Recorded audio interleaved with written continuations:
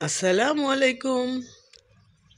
আজকে আমি রান্না করব রুই মাছের মাথা দিয়ে করলা আলুর মজার তরকারি। এই জন্য এখানে রুই মাছের মাথাগুলোকে আমি মাঝখানে ফেলে দুইটা টুকরা করে নিয়েছি। এভাবে করে আমি তিনটা মাছের মাথা নিয়েছি এখানে। এখন মাথাগুলোর মধ্যে আমি লবণ হলুদ মেখে সুন্দর করে একটু ভেজে নেব।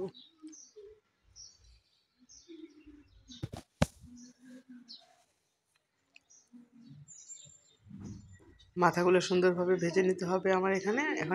আমি সবগুলো মাথা দিয়ে নিলাম।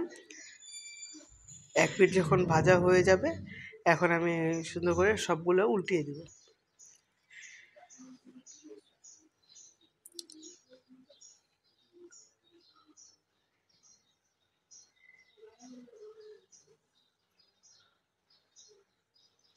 এক পিঠ সুন্দরভাবে ভাজা হয়ে গেলে আমি উল্টিয়ে দিয়ে কিছুক্ষণ অপেক্ষা করবো আরেক পিঠ ভাজা হওয়ার জন্য। এই ভাজাটা খুব সুন্দর করে ভাজতে হবে। একটু কড়া করে ভাজলে মাছটা থেকে খুব সুন্দর একটা ফ্লেভার আসবে, খেতে ভালো লাগবে। এখন মাছের উপিটে যখন ভাজা হয়ে যাবে, এখন আমি সবগুলো মাছের মাথা নামিয়ে নিব।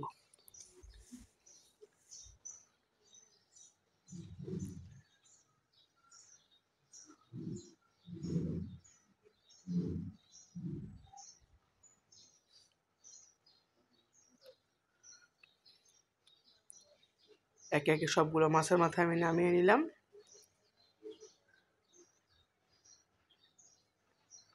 এখন সে একই কড়াইয়ের মধ্যে দিয়ে দিব আমি টুকরো করে রাখা আলুগুলো।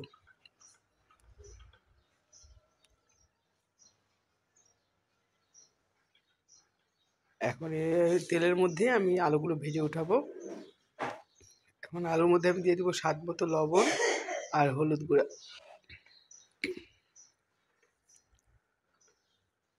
লবণ আর হলুদ গুঁড়া দিয়ে আমি এখন আলুটাকে সুন্দরভাবে একটু ভেজে নেব।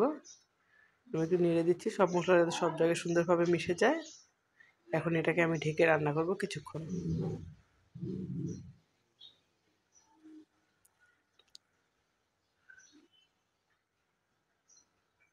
আলুগুলো এক পিঠ ভাজা হয়ে গেলে আমি একটু উল্টিয়ে পাল্টিয়ে নেব সুন্দরভাবে।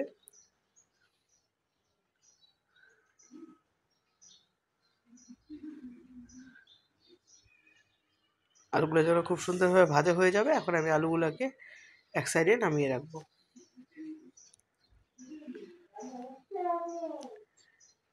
এদিকে চুলায় একটা কড়াই বসিয়ে দিয়ে আমি এর মধ্যে তেল গরম করে পেঁয়াজ কুচিটা ভেজে নেব। এখন এর মধ্যে দিয়ে দিব পরিমাণ মতো হলুদ।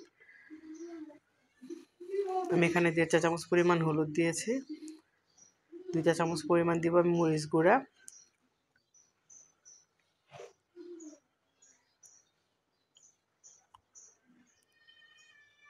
হলুদ গুঁড়া মরিচ গুঁড়া আর সামান্য দিয়ে দিব আমি ধনিয়া পাউডার, জিরা গুঁড়া, আর স্বাদ মতো দিব আমি এখানে লবণ। আর আদা রসুনটা দিয়ে দিব আমি এখানে প্রায় 2 চা চামচ পরিমাণ। এখন সব মশলাগুলো আমি খুব সুন্দর করে নেড়ে চেড়ে কষিয়ে নেব।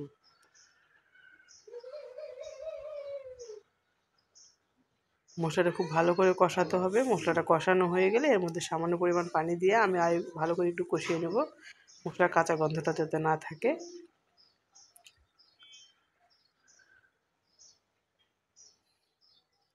মশলাটা খুব সুন্দর করে কষিয়ে নেব।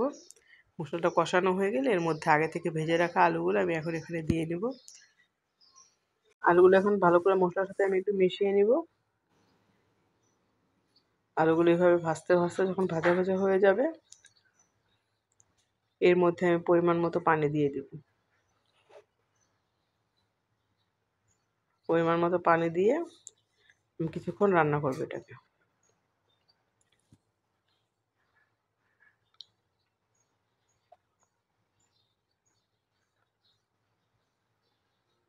আলুটাতে বলক যখন চলে আসবে, এর মধ্যে আমি দিয়ে দেবো আগে থেকে কেটে রাখা করলা। করলাটা আমি এখানে পাতলা পাতলা লম্বা করে কেটে নিয়েছি। করলাটা দিয়ে নিলাম। আর এখন কয়েকটা কাঁচামরিচ দিয়ে দিব।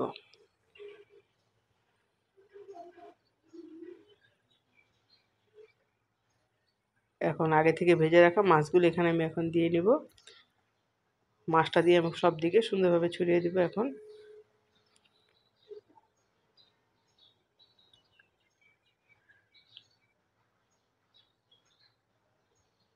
এখন এভাবে আমি প্রায় 5 মিনিটের মতো রান্না করব। চুলার জালটা এখানে মিডিয়ামে রাখবো আমি।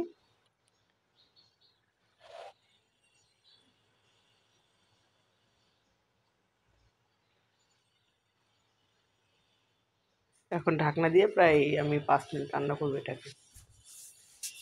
মিডিয়াম টু লোতে দিয়ে আমি রান্না করব। এই তো খুব সুন্দরভাবে আমার বলক চলে এসছে আর তরকারিটা আমার হয়ে গেছে।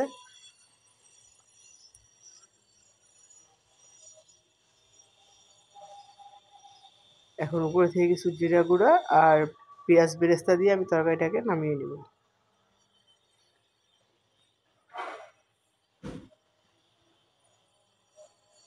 এখন আমি তরকারিটা একটা বাটির মধ্যে সার্ভ করে নেব আর পরিবেশন করবো মজার করলার তরকারি। এটা খেয়ে দেখবেন ভালো লাগবে। আল্লাহ হাফেজ।